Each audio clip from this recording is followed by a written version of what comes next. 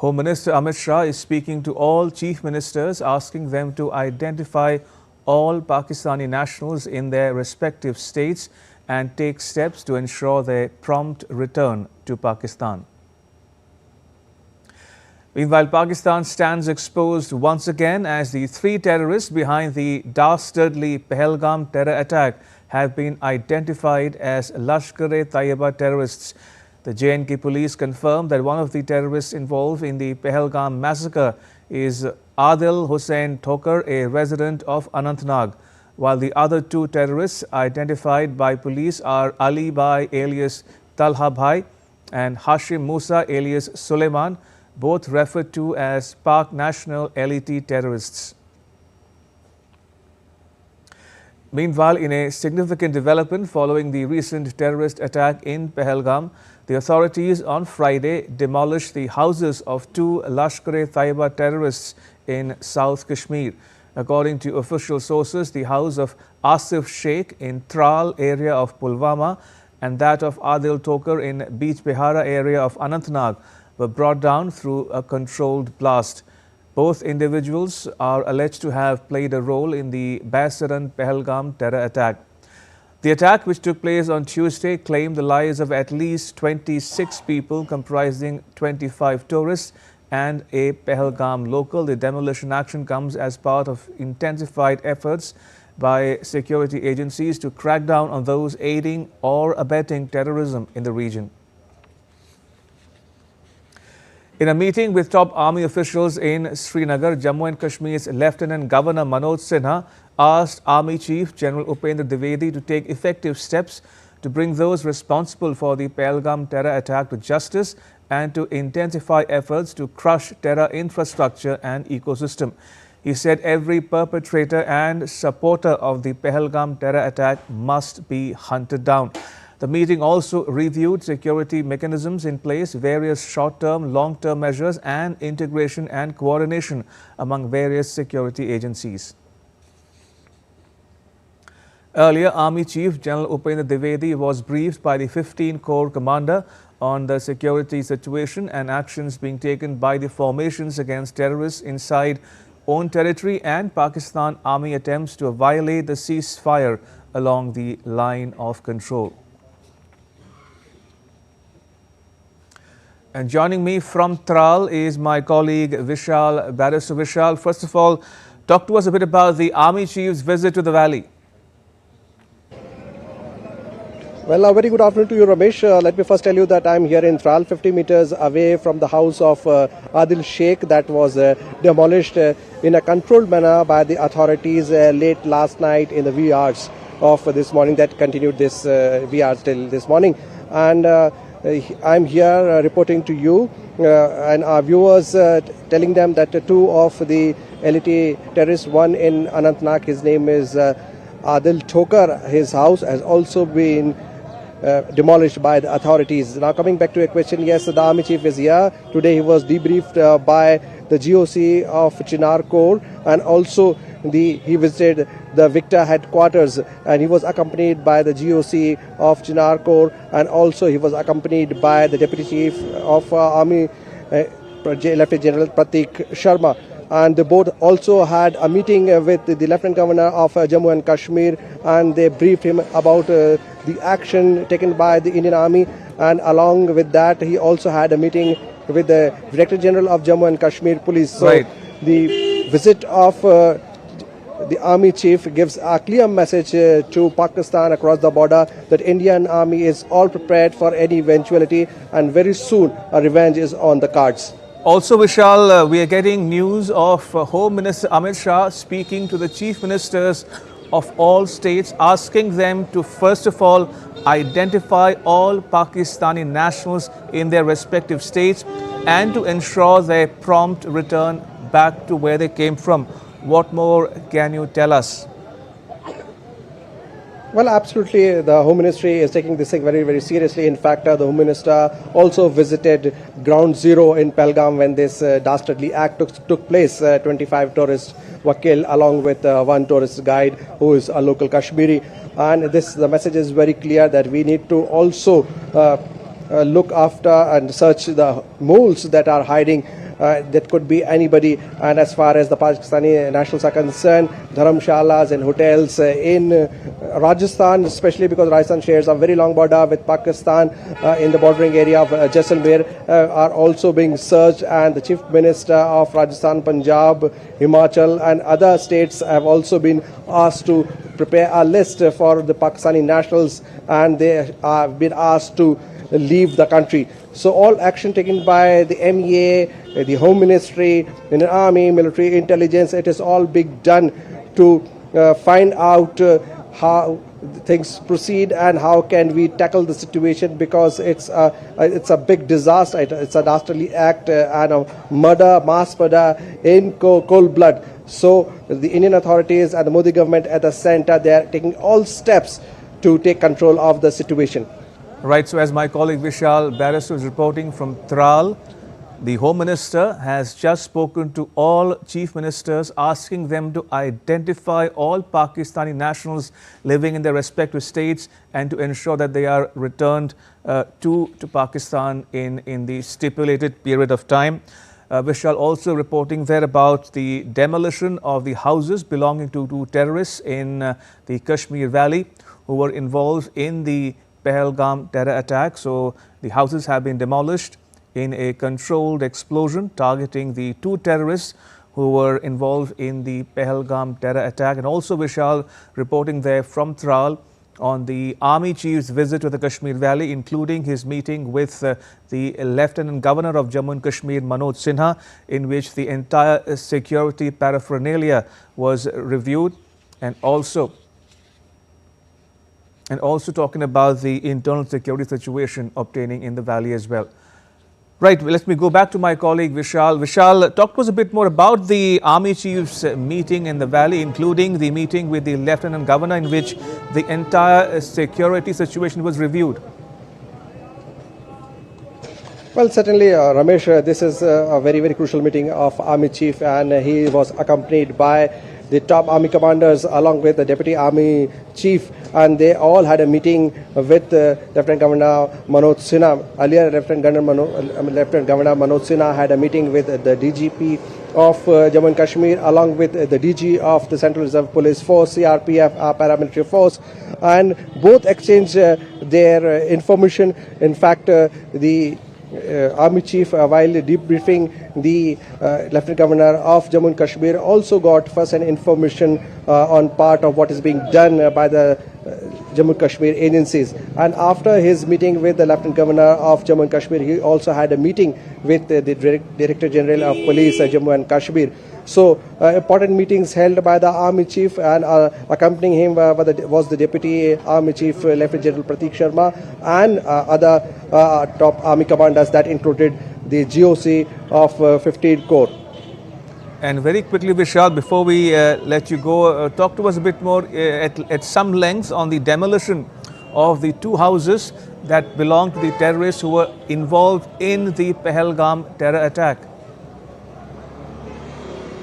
Well, certainly, Ramesh, I'm 50 meters away from the house of Adil Sheikh, whose house was demolished, and the demolition went on till wee hours in the morning. And I've spoken to his family members. They told us that the security agencies landed to their house at 10:30 in the night, and through a controlled detonation, the house was demolished. When I asked them, when did you last meet Adil Sheikh, they said that we have not seen him for the last 3 years. So he is an active member of the Lashkar-e-Taiba, and people here tell us, and our sources also informed, that he might have slipped to Pakistan, and he is an active member of LAT. He was on the radar of the security agencies, but he is not here, but his house and the family members are here, and authorities have given him and his family quite a punishment, because what they have done, killing 26 people in cold blood, is certainly not acceptable. It is against humanity.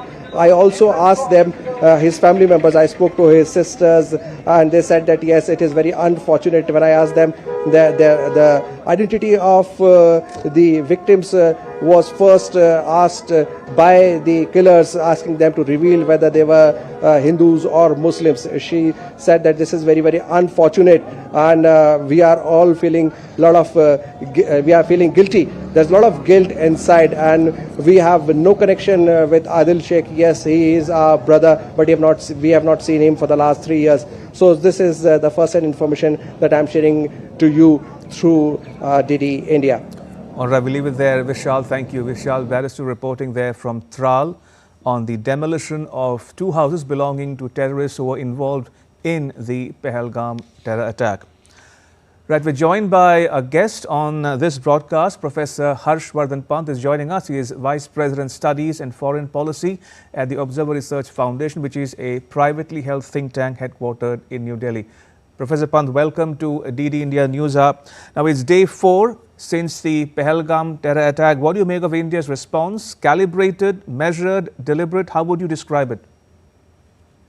Yes, indeed, Ramesh. We have seen a very calibrated response from India, which is, I think, the need of the hour, because you do not want to rush into any decisions, in the sort of the heat of the moment, and perhaps that's why gradually India is building up pressure. So we have seen action against individual terrorists involved and the paraphernalia that is there in the valley, but we are also seeing broader repercussions of the attack when it comes to diplomatic ties with Pakistan. And one of the most interesting development, of course, had been the Indus Water Treaty being put in abeyance, which perhaps also signals Indian government's resolve into doing something dramatic, because this was something that had not been touched before, despite several crises in the past. So I do think that there is a calibrated approach to this whole issue, which and we will continue to see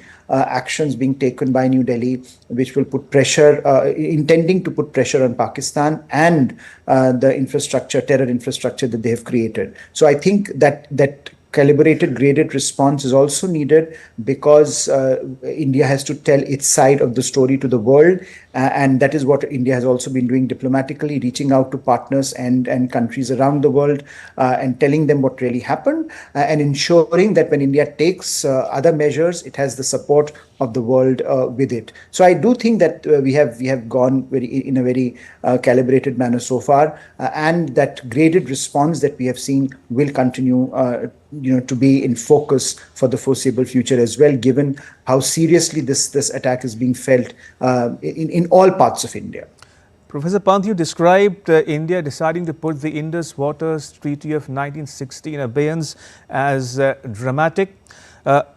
What did you mean by that? Why is it significant? And what's the thought behind putting this treaty in abeyance?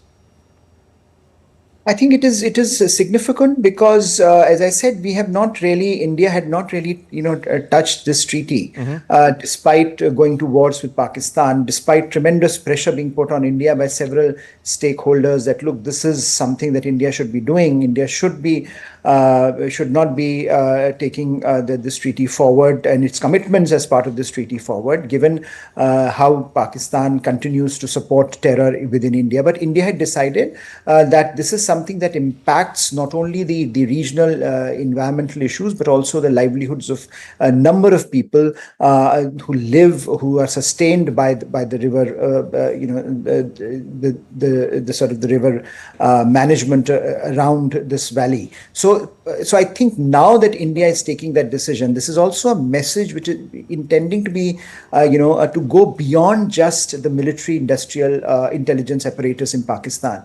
That if the terrorists supported by Pakistan target Indian citizens, and this is certainly what has happened this time, that instead of targeting military or targeting military establishments, which are the symbols of the Indian state, they have gone for to target innocent civilians, cutting across regional boundaries, who were tourists in the valley. India side wants to send a message that India will also now respond in a similar manner by ensuring that the pressure is felt not simply by the Pakistani state state apparatus, but also by the Pakistani citizens, because ultimately this is a war that is being waged on Indian citizens day in and day out. And I think that's why this treaty and India's response is calibrated and is important to look at from a wider perspective. Indeed. And Professor, you spoke about how India needs to tell its side of the story to the world at large. In that context, what did you make of the Foreign Secretary's diplomatic outreach to brief foreign ambassadors and high commissioners and to, reach out to them and give the factual position of India's side of the story, as you mentioned, and the reactions from the P5 and other countries to that, Professor? I think it tells you the story that, look, Pakistan has a habit, has entered into a habit of miscalculating. Look, what India has done spectacularly well in the last decade is completely marginalize Pakistan on the global stage. Pakistan's reputation as a sponsor of terrorism across the world is something that India continued to put on the global agenda repeatedly.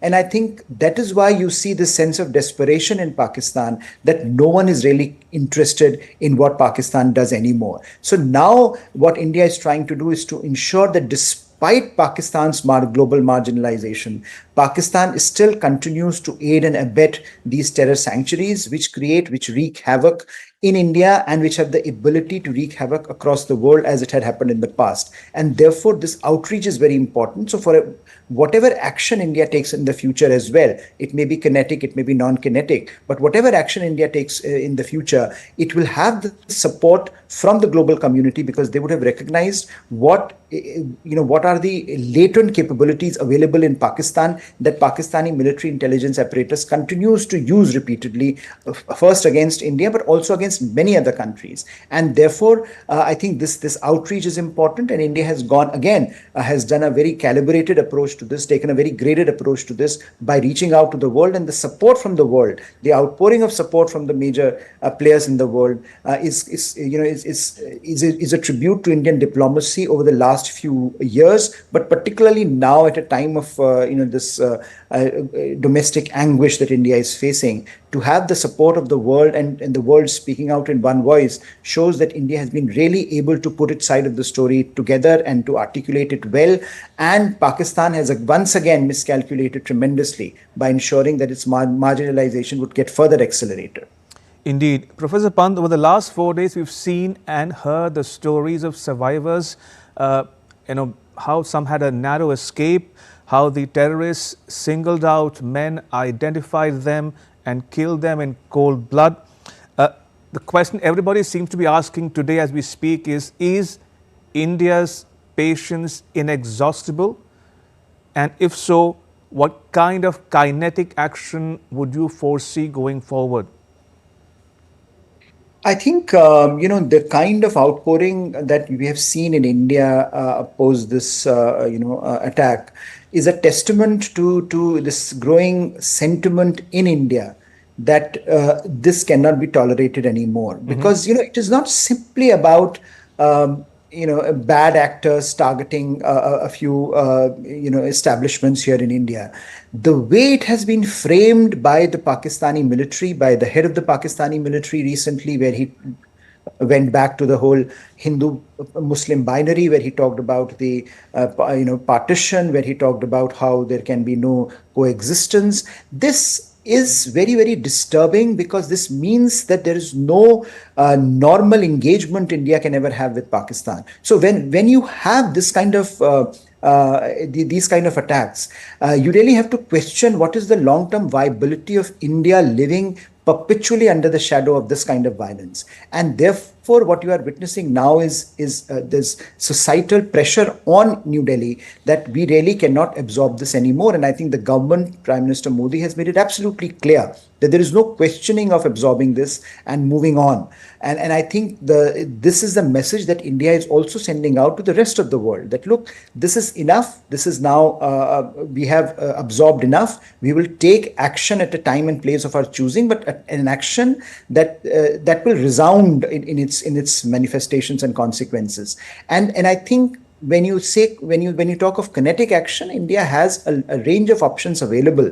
Whether it is targeting the terror sanctuaries, whether it is using the LOC as the baseline for making a statement, whether it is reaching out directly to the perpetrators of this attack and pinpointing them and targeting them. And I think all of those responses would be under consideration as we speak, because ultimately all of these actions have their own costs, but I think the costs are becoming in some ways the costs of not responding are becoming unsustainable at this point, and we will therefore continue to see a much more robust kinetic response as well from India in the days to come. Indeed, the sentiment, the mood in India today can be described as enough is enough, thus far and no further. But that said, Professor Pant, before we let you go, one last quick question.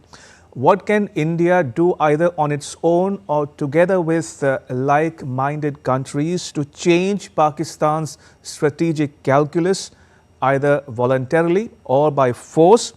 In other words, where do India and Pakistan go from here? Are things, relations beyond repair now? Yes, I think they are beyond repair, because ultimately it's now for Pakistani citizens to decide whether they want to live with India or not. Because it has gone beyond just a military industrial complex using terror as an instrument of state policy. It is now that Pakistani citizens should be deciding what kind of a relationship they want to have with a neighboring country. If the idea is that because Pakistan is a Muslim Islamic state and India is a secular state, perhaps there is no coexistence, but that's the way it is being defined by the leadership, by the top leadership of the Pakistani military. It's a very, very dangerous track for Pakistan to move into, where this idea that Hindus and Muslims can't live together is being almost institutionalized. It was always there in Pakistan. After all, that's why partition happened. But I think one of the things over the last 7 decades that has, that one would have thought had evolved was perhaps a reassessment that we have to live as neighbors, that we have to do normal businesses. For example, trade is still going on. So I think questions will have to be asked whether at the end of the day we should seize every single aspect of our relationship with Pakistan, not only as a state but also as a society, whether it means trade, whether it means cultural interactions, whether it means societal interactions, because at the end of the day, the mentality, the sentiment, it's the strategic rationale for what is being done is no longer it can be seen through a lens of a rational actor. It has to be seen more as a mentality of what jihadists perpetrate. And when that language is spoken by the head of a nation's, by the head of a neighboring country's military, it really sends out message that the neighboring country, in this case Pakistan, is just not interested in having a normal interstate relations with India. So India will have to consider all of those options and move forward. It can't be business as usual, and it should not be business as usual. Professor Pant, thank you very much. Professor Pant there from the ORF talking about the Pahalgam terror attack and giving his thoughts and insights on the attack and the way forward in overcoming this challenge that has been posed to India.